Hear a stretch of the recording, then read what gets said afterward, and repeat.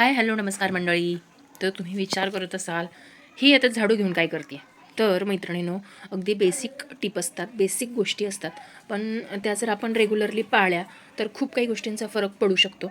त्यामुळे अगदी 1 ते 2 मिनिटात मी अगदी झटपट असं तुमच्याबरोबर काही टिप्स शेअर करणार आहे.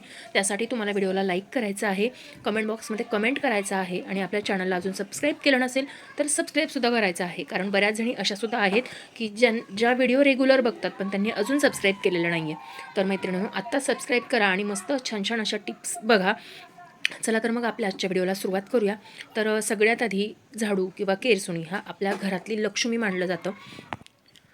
लक्ष्मी मानलं जातं कारण खूप मोठं स्थान दिलेलं आहे आपल्या भारतीय संस्कृतीमध्ये झाडूला. जसं की तुम्हाला सगळ्यांना माहितीच असेल की लक्ष्मीपूजनाच्या दिवशी आपल्याकडे केरसुणीची किंवा झाडूची पूजा केली जाते किंवा नवीन झाडू आणून पूजला जातो.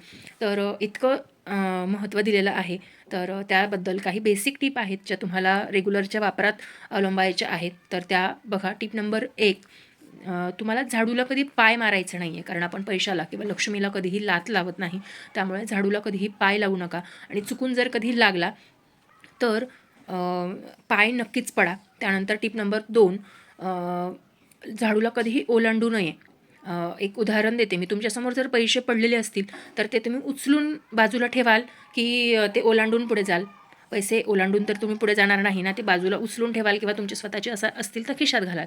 त्याचप्रमाणे झाडू ही सुद्धा आपली लक्ष्मी आहे. तिला कधीच ओलांडू नका. ती उचलून एकतर बाजूला करा किंवा कुठेतरी ठेवून द्या, पण ओलांडू नका.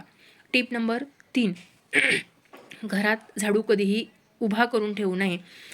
कारण असं म्हटलं जातं की ज्या घरात झाडू उभा असतो, लक्ष्मी सतत उभी असते, त्या घरात काही ना काहीतरी प्रॉब्लेम होत असतात. एक निश्चित तिची जागा करा, तिथे तिला ठेवत जा आडवं. कारण उभं करून सतत ठेवू नये असं जुनी लोकं सांगतात. त्यानंतर टिप नंबर 4, घरात झाडू ठेवताना झाडू हा नेहमी लपवून ठेवावा. म्हणजे घरातल्या लोकांना किंवा बाहेरून येणाऱ्या कोणाला तो झाडू पटकन दिसणार नाही अशा स्थितीमध्ये ठेवावा. बाहेरून येणाऱ्याला कोणाला पटकन आपली लक्ष्मी, म्हणजे आपण उदाहरण मी पैशांचंच प्रत्येक ठिकाणी देणार आहे की तुम्ही पैसे अशा ठिकाणी ठेवतात का बाहेरून कोणाला येणाऱ्याला पटकन ते दिसतील? नाही ना, तिथे तुम्ही लपवून ठेवतात. त्याचप्रमाणे झाडू ही सुद्धा आपली लक्ष्मी आहे आणि ती त्याच पद्धतीने लपवून ठेवली पाहिजे. कोणाला दिसणार नाही अशा ठिकाणी ठेवा. त्यानंतर जर घरात जर चुकून झाडू तुटला किंवा खराब झाला तर झाडू हा लगेच टाकून द्यावा.